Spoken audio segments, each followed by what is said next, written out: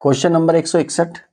एक परीक्षा में रितिज 52%, सुनील 64% तथा रवि 74% अंक प्राप्त किए।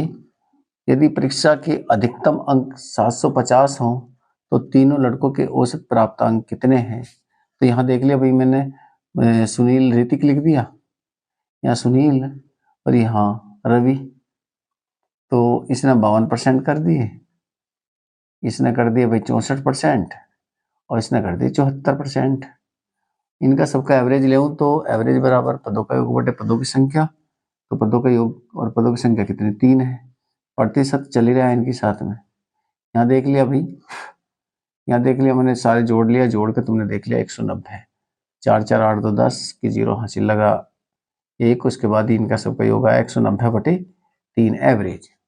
लेकिन उसने दे रखा था कि भाई टोटल जो है अधिकतम अंक कितने? 750। मैंने लिख दिया भाई 100 यूनिट बराबर किसके? 750 के।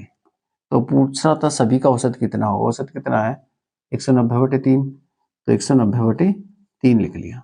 यहाँ अगर मैं औसत निकालूंगा तो 190 और बटे 3 और ये जो 100 है इससे भाग लगा देंगे।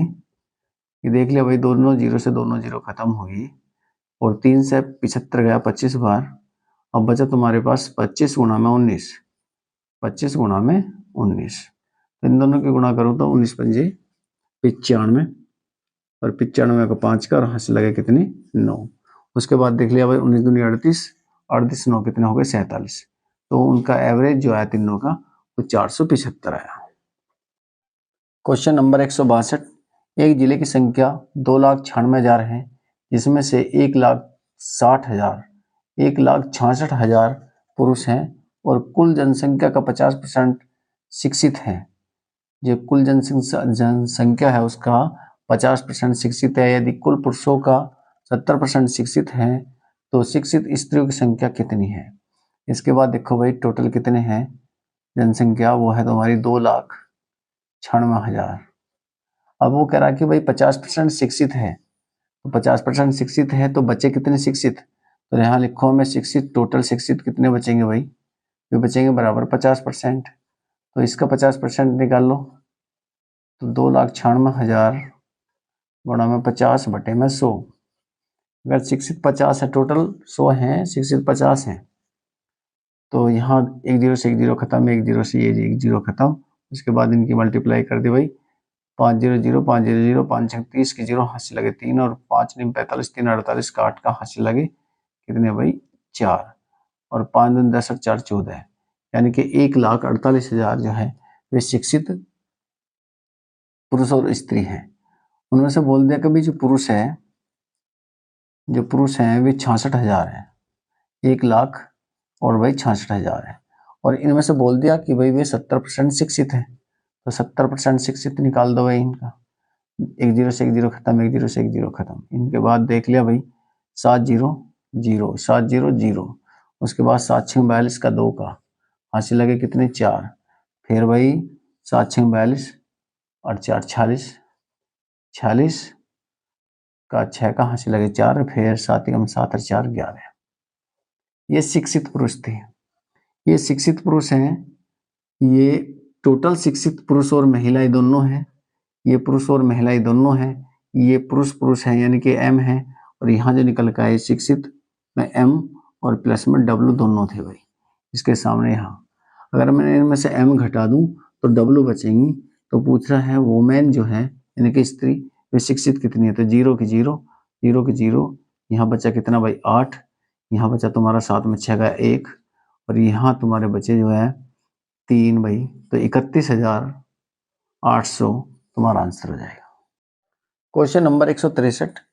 भाई 605 टॉपिक कुछ बच्चों में बराबर बराबर इस प्रकार बांटी गई कि प्रत्येक बच्चे को कुल बच्चों की संख्या के 20% के बराबर टोपी मिले। तो प्रत्येक बच्चे को कितनी टोपी मिले? तो बच्चे नहीं है भाई हमारे पास, तो बच्चों की संख्या मान लेंगे कितनी?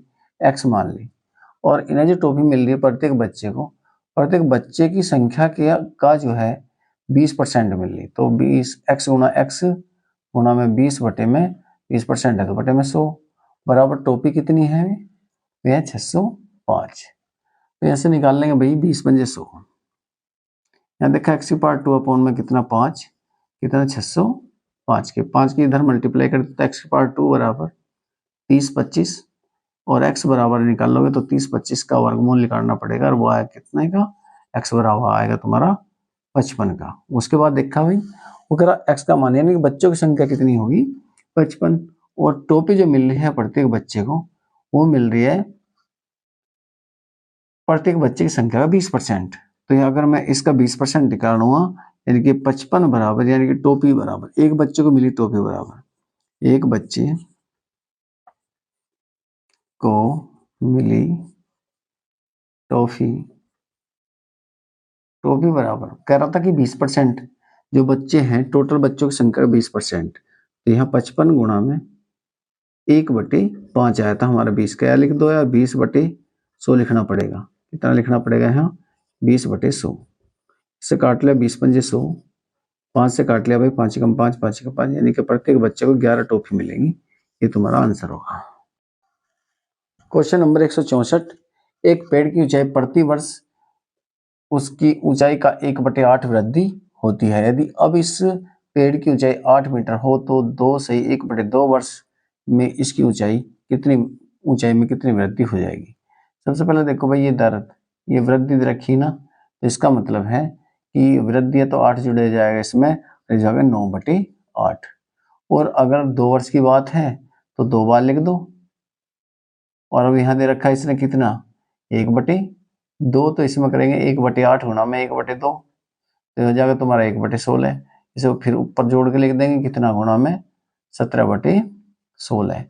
और यहाँ वर्तमान में कितनी है भाई वो है 8, एक 8 से 8 खत्म। इसके बाद यहाँ कैलकुलेशन कर लो भाई 9 में 81 और गुणा में 17, 17 एकम 17 या कर लो 17 एकम 17, 17 का 7 का हासिल लगा 1 और 17 8 136 और 137। उसके बाद भाई यहाँ देखा मैंने कितना ये होगा तुम्हारा 16 8 128, 16 8 128 तो यहाँ 13 77 बटे में 128 से भाग लगाऊं तो ये गया तुम्हारा 10.76। वृद्धि की बात पूछ रहा था, वृद्धि कितनी 8 की 8 था पहले, तो वृद्धि कितने की हो जाएगी वो 0 0 76 ऐसे लिख दो, यहाँ 2 बचा 2.76 सेंटीमीटर की वृद्धि हो जाएगी इसकी। ये क्वेश्चन का आंसर होगा। क्वेश्चन नंबर 165, गेहूं के मूल्य में 20% कमी होने के कारण एक व्यक्ति ₹600 में पहले से 10 किलो गेहूं अधिक खरीद सकता है। भाव में कमी होने के बाद गेहूं का भाव कितना है। अगर इस प्रकार का क्वेश्चन है तो मैंने एक सूत्र दिया भाई P/100 गुणा में रुपए बटे वस्तु। यह है भाई घटने के बाद भाव यानी कि कमी होने के बाद भाव, कमी के बाद भाव अगर पूछा जा तो यहाँ लिखा भाई 20 अपन कितना 100 गुणा में रुपए कितने थे 600 बटे में 10 कितना भाई 10 kg, ये 10 kg गेहूं था तो 1 2 3 तो 1 2 3 दिन 0 खत्म 6 दूनी 12 यानी कि 12 रुपए प्रति कुंटल तुम्हारा क्वेश्चन प्रति केजी है भाई, प्रति केजी 12 रुपए प्रति केजी।